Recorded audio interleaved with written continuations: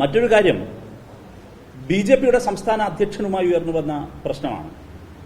ശ്രീ രാജീവ് ചന്ദ്രശേഖറിനെതിരെ ഉയർന്നു വന്നിരിക്കുന്നത് ഏറെ ഗുരുതരമായ ഒരു ആരോപണമാണ്. ഈ നിമിഷം വരെ ബി.ജെ.പിയുടെ സംസ്ഥാന അധ്യക്ഷൻ ഒരക്ഷരം അത് സംബന്ധിച്ച് യുക്തിസഹമായൊരു വിശദീകരണം നൽകാൻ തയ്യാറായിട്ടില്ല. ബി.ജെ.പിയുടെ കേന്ദ്ര നേതൃത്വം ഇത് സംബന്ധിച്ച് എന്തെങ്കിലും ഒരു യുക്തിസഹമായ വിശദീകരണം നൽകാൻ തയ്യാറായിട്ടില്ല.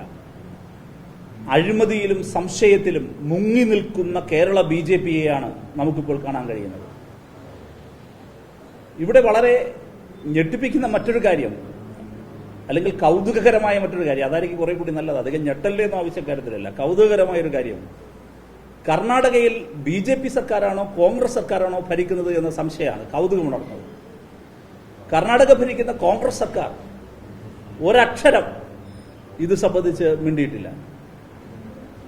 ഒരക്ഷരം. പരാതിക്കാരൻ മാധ്യമങ്ങളിൽ പറയുന്നത് മുഖവിലേക്ക് എടുത്താൽ അദ്ദേഹം പലതവണ കർണാടക സംസ്ഥാന സർക്കാരിനെയും വിവിധ ഏജൻസികളെയും സമീപിച്ചിരിക്കുന്നു. പ്രോപ്പറായി അന്വേഷണം നടത്താൻ തയ്യാറാകുന്നില്ല. ഇന്നലെ മറ്റൊരു കൗതുകരമായ കാര്യം, കേരള രാഷ്ട്രീയത്തിലെ അപൂർവ കൗതുക പ്രതികരണങ്ങളിലൊന്നാണ് ശ്രീ വി.ഡി. സതീശൻ കേരളത്തിലെ പ്രതിപക്ഷ നേതാവ് നടത്തിയത്. മാധ്യമപ്രവർത്തകരുടെ ഇത് സംബന്ധിച്ച ചോദ്യത്തിന് അദ്ദേഹം മറുപടി പറഞ്ഞത്, രാഷ്ട്രീയത്തിൽ നിൽക്കുമ്പോൾ ആരോപണങ്ങളൊക്കെ വരുമല്ലോ എന്നാണ് അദ്ദേഹം സ്വാഭാവികമായ ഒരു മറുപടിയായി പറഞ്ഞു വെച്ചത്.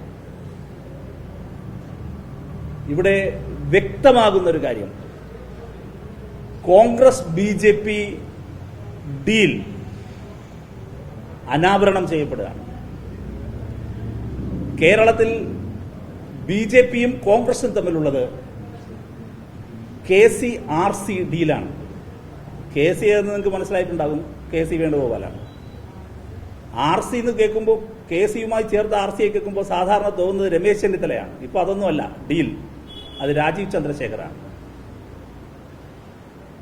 KC-RC ഡീലിന്റെ ഭാഗമായിട്ടാണ്, KC വേണുഗോപാൽ രാജീവ് ചന്ദ്രശേഖർ ഡീലിന്റെ ഭാഗമായിട്ടാണ് കർണാടകയിലെ കോൺഗ്രസ് സർക്കാർ കേരളത്തിലെ ബി.ജെ.പി അധ്യക്ഷനും മുൻ കേന്ദ്രമന്ത്രിയുമായ ശ്രീ രാജീവ് ചന്ദ്രശേഖറിനെതിരെ ഉയർന്നു വന്ന ആരോപണങ്ങളിൽ നിന്ന് അദ്ദേഹത്തെ പ്രൊട്ടക്ട് ചെയ്യുന്നത്.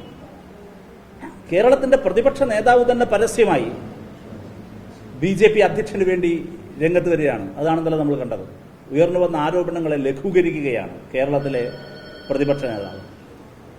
ആ കോൺഗ്രസ് തന്നെ ഭരിക്കുന്ന കർണാടകയിലെ സംസ്ഥാന സർക്കാർ പൂർണ്ണ സഹകരണത്തോടുകൂടി ഈ നിമിഷം വരെ അന്വേഷണത്തെ അട്ടിമറിക്കുന്നതിനും പരാതിക്കാരന് നീതി ലഭിക്കാതിരിക്കുകയും ചെയ്യുന്ന സാഹചര്യം ഉണ്ടാകുന്നു. എന്തിനാണ് ബി.ജെ.പിയുടെ സംസ്ഥാന അധ്യക്ഷനെ കർണാടകയിലെ കോൺഗ്രസ് സർക്കാർ സംരക്ഷിക്കുന്നത് എന്ന് AICC നേതൃത്വം വ്യക്തമാക്കണം.